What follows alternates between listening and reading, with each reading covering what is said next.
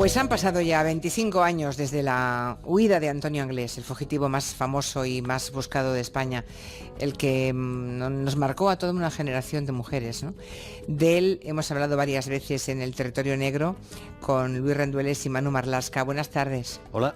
Hola, ¿qué tal? Buenas tardes. ¿Qué tal? Muy bien acompañados en el estudio de Onda Cero Madrid, supongo, ¿no? Sí.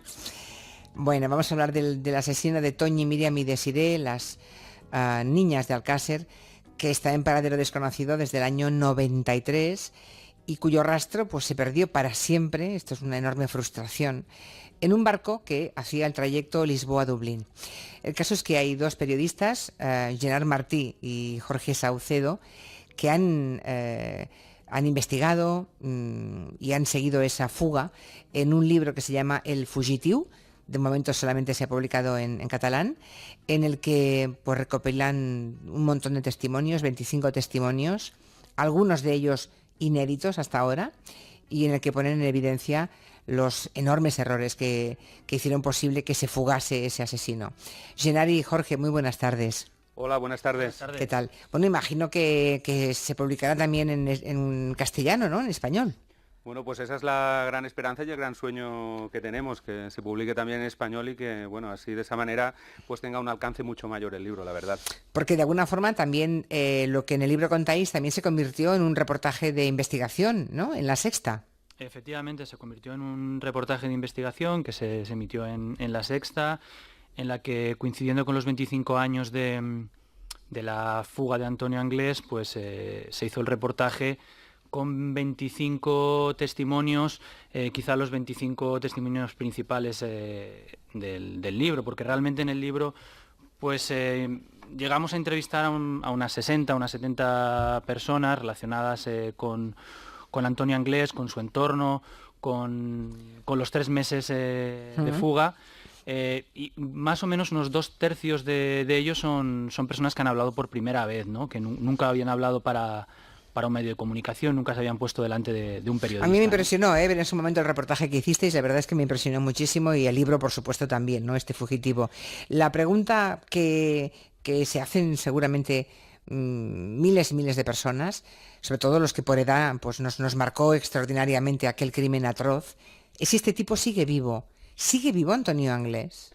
Bueno, yo lo que creo que podemos afirmar es que, o sea, lo que no se puede afirmar es que está muerto. O sea, desde el momento en el que nunca se encontró un cadáver y desde en el momento en el que hay un testimonio, como es el capitán de ese barco, del City of Plymouth, que dice que una persona, un miembro de su tripulación, le ayudó a escapar.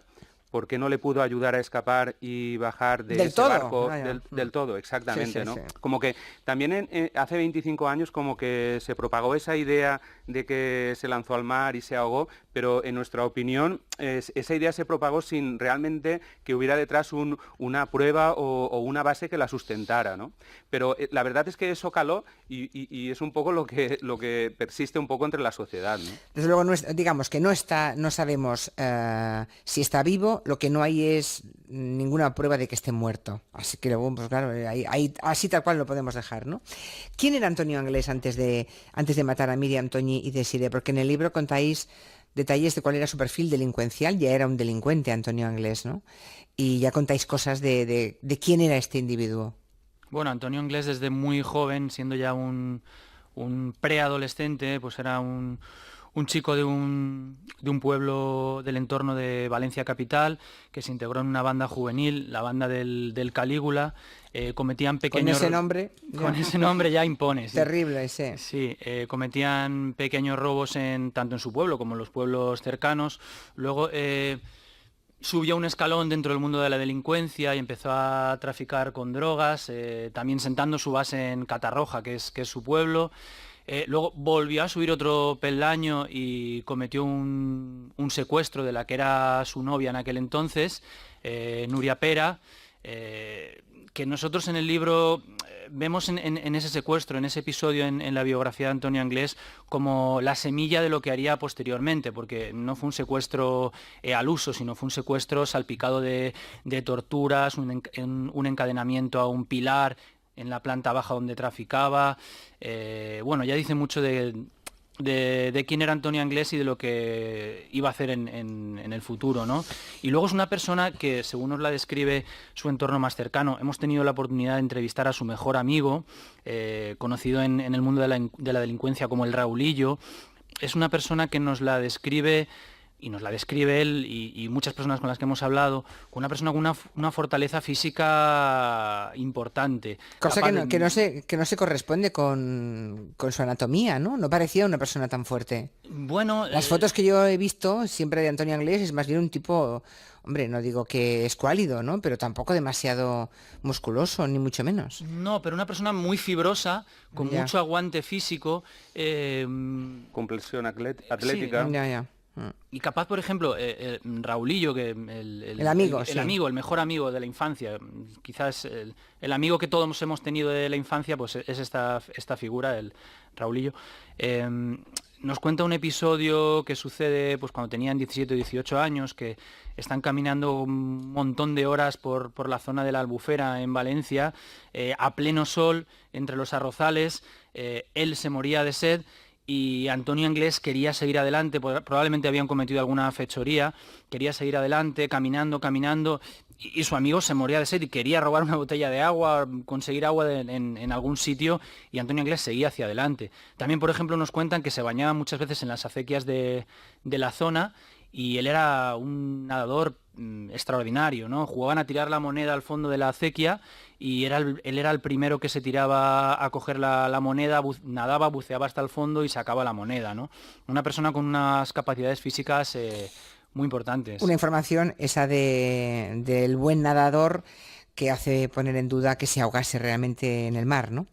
Pero bueno, ya llegaremos a eso, ya llegaremos a eso. En el libro se va siguiendo, digamos, toda la historia de esa fuga. Decís que cuando Anglés salta por la ventana, cuando llega la Guardia Civil a su casa, es una hipótesis que la Guardia Civil negó después. O sea, llega la Guardia Civil y él salta por la ventana, ¿de verdad? Claro, la Guardia Civil mantiene que Antonio Anglés no estaba en casa cuando van a buscarle, porque encuentran ese volante con el nombre de su hermano en la fosa donde estaban enterradas las niñas. Pero bueno, una de las revelaciones que aporta el fugitiu es ese testimonio de su hermana, de Kelly Anglés, que 25 años después nos cuenta algo que hasta este momento no había revelado, y es que su hermano sí que estaba en casa y que ella tuvo un papel pues fundamental en la huida de su hermano, y fue que le ayudó a crear una cuerda con las sábanas de la cama de su habitación, atar esa cuerda a la pata de su cama y descolgarla por la ventana. Su hermano descendió por esa cuerda hecha con sábanas por una altura de unos 2 pisos, porque realmente su vivienda está en un 4º piso, pero a la altura del segundo hay una especie de voladizo de un salón de fiestas que había allí. Entonces él se desplazó, digamos, en oblicuo, haciendo balancear esa cuerda y alcanzando ese techo. Y por ahí logró escapar. La hermana, eso no lo había contado hasta ahora, nos lo cuenta a nosotros y, claro, siempre te queda... la Guardia Civil no le da crédito, pero claro, nosotros también pensamos, ¿no? ¿Qué gana la hermana, ¿no? Después de 25 años asumiendo ese papel de colaboradora, de cooperadora en la huida de su hermano, Bueno, ¿no? como está prescrito, pues le da igual contar la verdad, digamos. Claro, eso es una de las explicaciones que le damos. Y otra, ella sinceramente también pues decía pues que de una vez por todas quería que se supiera la verdad, ¿no? Y pues le llamamos nosotros dos y decidió pues en ese momento pues sincerarse, según ella, y contar lo que en su opinión es la verdad de lo que pasó en esa habitación y esa huida por la ventana de la casa de Catarroja. Hay una cosa que no entiendo. ¿Y la Guardia Civil cuando entra en la casa no ve la sábana anudada en la parte posterior de la casa? Bueno, que Kelly sí que, ¿no? Kelly cuenta que le da tiempo a desatar esas sábanas, a hacer de nuevo la cama y que allí pareciera que no había pasado nada. Ya. Esa es la versión que da la hermana de Antonio Anglés. Al fin y al cabo no deja de ser una versión. Nosotros no Ya. podemos afirmar con rotundidad. Solo que contáis lo esto- que os ha contado, ya o sea, está, es evidente. Así lo hemos hecho en todo el libro, ¿no? Sí. Nosotros contamos lo que los testimonios, valga la redundancia, nos cuentan, ¿no? ¿Y qué llevaba encima él cuando se fugó? Bueno, ahí están esos famosos 2 millones de pesetas que su madre había sacado de su cuenta bancaria y que en principio se los iba a dar para que se comprara una casa. Antonio Anglés había visto una casa en una población de Valencia que se llama Llíria y otra en Alhama de Murcia. Entonces, en teoría, iba a comprarse una de esas dos casas porque la casa donde vivían en Catarroja, donde vivía Neusa y la familia, Neusa la había puesto también a nombre de Kelly. Entonces era como que Antonio le reclamaba también que quería una parte de, pues como de un adelanto de la herencia, ¿no? Entonces Neusa le iba a dar esos 2 millones de pesetas, los tenía escondidos como en una especie de, pues, de caleta, de escondite que tenía allí en casa y bueno, sabía dónde estaban ese dinero, lo cogió y le vino muy bien, claro. Le vino muy bien. No es lo mismo huir con las manos vacías que con 2 millones de pesetas de la época, bueno, ¿no? Y también le vino muy bien a Neusa, ¿no? Porque era quitarse un problema claro. de casa, ¿no? Porque los maltratos en el seno familiar de los Anglés pues eran... ¿Quién maltrataba a quién? Antonio Anglés maltrataba a toda la familia, empezando por Neusa y su madre. Por la madre, efectivamente, y acabando por alguno de los hermanos, ¿no? Entonces, bueno, si Antonio Anglés quería comprarse una casa y de esa forma pues le daba un empujón, una ayuda para comprarse una casa, ya sea... Y se iba para siempre, ¿no? Se iba para siempre, pues se iba a calmar esa casa, ¿no? Esa familia, ¿no? Yo recuerdo, lo contáis en el libro, también lo vi en el reportaje que se hizo sobre Anglés, que, no sé, a mí se me llevaron los demonios cuando supe que Anglés estuvo en una peluquería en el centro de Valencia, cuando ya era un fugitivo, se va y entra en una peluquería, se tiñe el pelo, tuvo apoyo de alguien, tuvo la ayuda de alguien, porque no se entiende que pudiera hacer todo eso impunemente. Bueno, es que contó con otro de los testimonios, una persona que nunca había hablado hasta ahora, es la peluquera que precisamente pues estuvo cambiándole el look, ¿no? Y ella sí que cuenta que cuando está en pleno proceso lavándole la cabeza, entra una persona de la calle y le dice una cosa al oído. Vamos, en pocas palabras, viene a ser que date prisa que nos tenemos que ir de aquí pitando. Esa persona, ese testimonio lo que viene a indicar es que en ese momento de la huida, pues sí que cuenta con la ayuda de alguien, ¿no? Para escapar y para tener los arrestos, como estás comentando, de ir a una peluquería en el centro de Valencia y podemos decir que a unos 200-300 metros de donde está la Jefatura Superior de Policía en la ciudad de Valencia. Después Anglés, en fin, sale de la peluquería, teñido de rubio platino, ¿no? Al revés. Él iba de rubio platino y se tiñe de negro. Eso es. Un rubio oxigenado de la época, yo creo que, hecho realmente con agua oxigenada, ¿no? Que era una cosa pues muy habitual. Y se pone su color, digamos, se vuelve al oscuro. Sí. Luego Anglés secuestra a un agricultor que no denunció hasta muchas horas después. ¿Por qué tardó tanto en hacerse esa denuncia? Porque igual esa es la clave del éxito de la fuga, entre otras. Sí, fue esa la clave del éxito, porque ahí es cuando Antonio Anglés consigue pues prácticamente 48 horas de ventaja, que es lo que tarda el agricultor en denunciarlo por el miedo que tiene. Cuando él sabe que es Antonio Anglés el que le ha secuestrado, Anglés también le dice que se cuide de delatarle, que se vaya a casa y que no diga nada. Ese hombre está con su mujer y guarda ese secreto hasta que llega el momento que decide ir a denunciarlo. Pero cuando va a denunciarlo, Anglés ya ha conseguido burlar el cerco policial en la provincia de Valencia, consigue entrar ya en Cuenca, llega hasta Minglanilla y ahí de alguna manera ya pues se le pierde el rastro, ¿no? Bueno, se sabe que llega a Lisboa, ¿no? Exacto. Y creo que ahí habéis podido averiguar y por dónde pasó, en qué ciudades estuvo y casi cómo llegó a Lisboa, ¿no? Sí, él llegó a Lisboa. Ahí tenemos una novedad también que aportamos en el libro, que es un testimonio, que es un informático de aquí de Madrid, es una persona que tampoco nunca había hablado y que de alguna manera él cuenta que en la plaza de Tirso de Molina, un día que él iba a ver una obra de Los Morancos y que antes de ir al teatro pasa por un despacho de abogados, deja su coche aparcado, cuando regresa a su coche le está esperando un hombre que le secuestra a punta de pistola y le obliga a darle como un paseo por Madrid en el coche. Es un testimonio muy importante porque hasta ahora el paso de Antonio Anglés por Madrid era como pues una especulación, ¿no? Y a este testimonio la Guardia Civil le dio bastante fiabilidad en su momento y es como una especie de eslabón perdido, podríamos decir, entre su paso por entre Cuenca y Lisboa, ¿no? Que sería esa escala por Madrid antes de llegar a Lisboa. Y allí tiene la complicidad de un toxicómano, ¿no? Y y al final, cuando la policía portuguesa logra llegar al toxicómano, él ya no está, ¿no? ¿Por qué no se le detuvo antes? En el libro decís que la poli española en aquel momento no lo reclamó a tiempo, lo cual pues es inaudito. ¿Por qué no lo reclamó la policía española? Bueno, eso es un momento que está ahí un poco de misterio en ese episodio, ¿no? Los misterios son terribles porque alimentan todas las conspiraciones, ¿eh? Totalmente. Claro, y todas las historias negras que se han contado sobre Anglés. Sí, bueno, ahí, Antonio Anglés pasa 15 días en la casa de este toxicómano, en la ciudad de Caparica, en Portugal. Este toxicómano era una especie de confidente de la policía portuguesa. Cuando descubre a quién está alojando, pues lo delata, y ahí se produce cierto impasse entre que la policía portuguesa lo comunica a la policía española, y quizá en ese tiempo pues Antonio Anglés es cuando aprovecha, se desplaza hasta los muelles de Lisboa y se embarca en el City of Plymouth. Claro, o sea, ahí perdimos ¿cuántos días? 3 semanas, ¿no? Se perdieron. 2 semanas es lo que estuvo. 2 Estuvo semanas. 15 días. 15 días. Es terrible. Y luego tenemos el episodio del barco, que también me impresionó mucho ver la charla que mantuvisteis con el capitán, ¿no? Es quizá la parte más misteriosa y más oscura de la fuga, ¿no? ¿Quién le localiza dentro del barco como polizón? ¿Y cómo le localizan? ¿Dónde está metido Anglés cuando le encuentran en el sitio of Plymouth?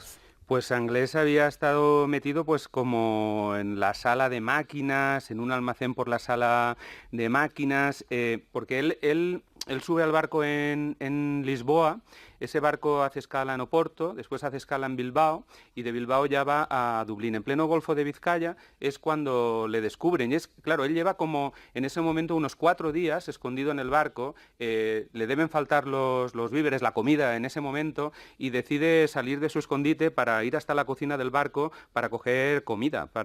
Y en ese momento es cuando uno de los marineros, que está de guardia, es de madrugada, le ve y da la voz de alarma. Y es cuando pues le encierran en uno de los camarotes, le ordena al capitán que le encierren, y con unas medidas de seguridad, pues podemos decir, pues excepcionales, ¿no? Para que no pudiera escapar. Pero, claro, a partir de ahí empieza ya la historia, que es una auténtica película en Sí. su vida, que es ese intento de fuga a la desesperada en alta mar, con uno de los botes salvavidas del barco, fugándose previamente de ese camarote donde le habían encerrado, sin que nadie pueda explicarse todavía a día de hoy cómo salió de ese camarote sin que tuviera ayuda, ¿no? Hombre, es que alguien le ayudó, ¿no? Parece, ¿no? Debió contar con la ayuda de alguien de la tripulación. Eso lo dice el capitán cuando le entrevistasteis. Efectivamente. Otro de los testimonios inéditos hasta ahora, el capitán de ese barco, dice, cuando se le pregunta, ¿alguien le ayudó? Y dice, sí, claro, alguien tuvo que ayudarle a salir de ese camarote que estaba cerrado por fuera. Efectivamente, él no tiene ninguna duda que Antonio Anglés, durante esa travesía desde Lisboa hasta Dublín, contó con la ayuda de alguno de los marineros. No deja de ser una hipótesis, una sospecha. Él también apunta que la policía de Liverpool, cuando definitivamente el barco atraca en la ciudad inglesa, también tiene esa sospecha, ¿no? De que ha recibido apoyo en todo momento por Pero parte la de uno de poli, los marineros. ya, pero la policía no interroga a toda la tripulación del barco cuando llega, Sí, sí, buscando sí. el cómplice. Y la Guardia Civil los interrogó años después. Pero También. como que años después, en el mismo... bueno, Primero la policía y luego la Guardia Civil. Digo, años después la Guardia Civil. Yo, el interrogatorio que hacen, volviendo a los 2 millones que se lleva Anglés, sí. el capitán del barco lo que sospecha es que parte de ese dinero acaba en algún miembro de su tripulación. Y a partir de ahí hay un oficial, porque esa primera fuga que te cuentan acaba en una lancha motora, hay un helicóptero, lo obliga a subir otra vez. Y hay una segunda fuga todavía más increíble, que la versión oficial es que empujó una percha por debajo de la manilla de la puerta y quitó un bloque de madera. Es decir, pensamos ya casi en Batman saliendo de un camarote encerrado. Eso no se lo cree nadie. Hay ¿no? un flotador, que es lo que también ellos cuentan, del City of Plymouth, que llega muy cerca del puerto de Dublín, ¿no? Entonces la teoría es que quizás alguien le ayudó a saltar al final del trayecto del barco, no a morir congelado antes y saltar antes, sino a llegar al final congelado. La pregunta es si llegó a tierra firme. Esa pregunta... Pues es una opción. Yo, de todos modos, que he visto también el puerto de Dublín, la entrada al puerto de Dublín, dentro de lo temerario ya que puede ser todo y imaginar lo que es saltar por la borda de un barco de estas características, pues un barco que es capaz de transportar hasta 300 contenedores, que creo que era lo que podía llevar el City of Plymouth. Sí, no es una lanchita, No, es un señor barco. Es un señor barco, con la altura que supone, pues, ¿no?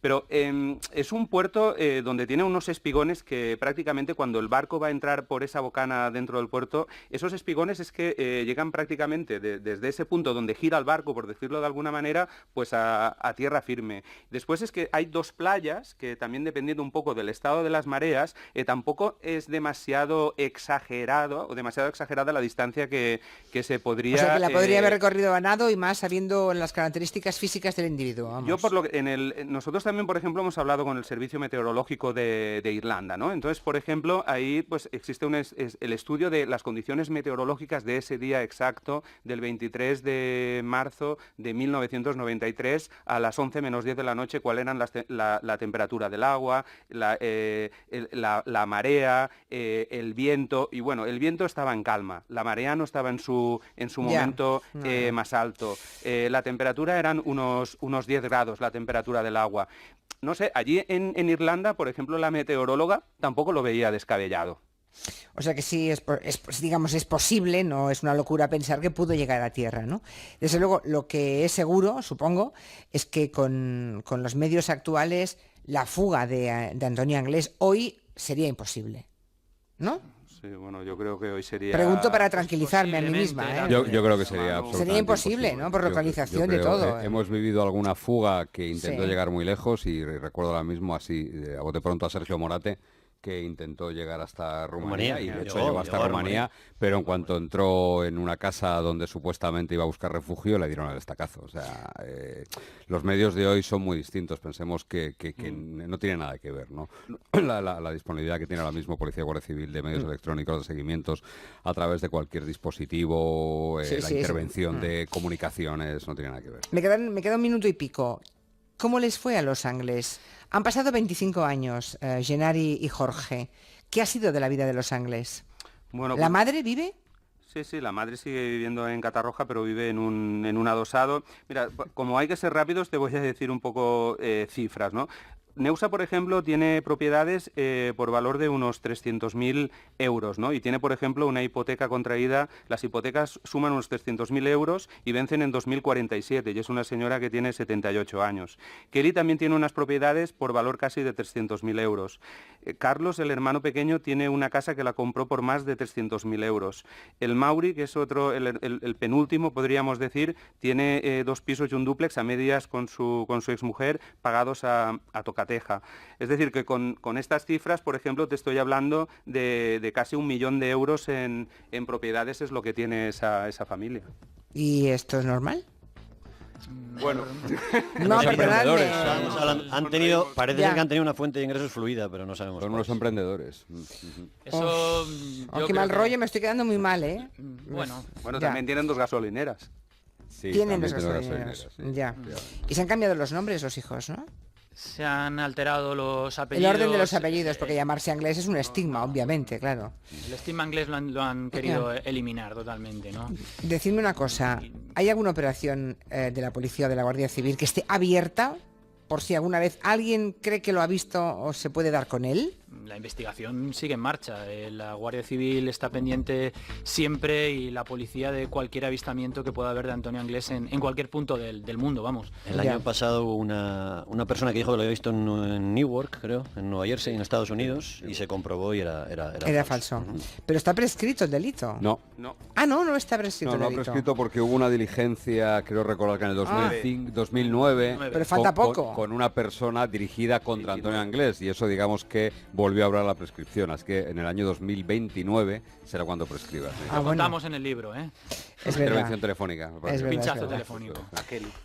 Muy bien, pues Gerard Martí y Jorge Saucedo, el fugitivo, gracias por contárnoslo. Manu y gracias a Luis, vosotros. adiós. Gracias. Hasta la semana que viene. Que salga en castellano. Sí, exacto, que salga en castellano. por favor, porque ojalá. ha sido una editorial valenciana, ¿no? Confieso La que ha sido una tortura. Han apostado ellos por nosotros y nosotros estamos muy agradecidos. Pero... Bueno, claro, que los valencianos hayan querido publicar, pero hombre, que lo pille una editorial que también lo haga en español, ¿no? Nosotros encantados, ¿eh?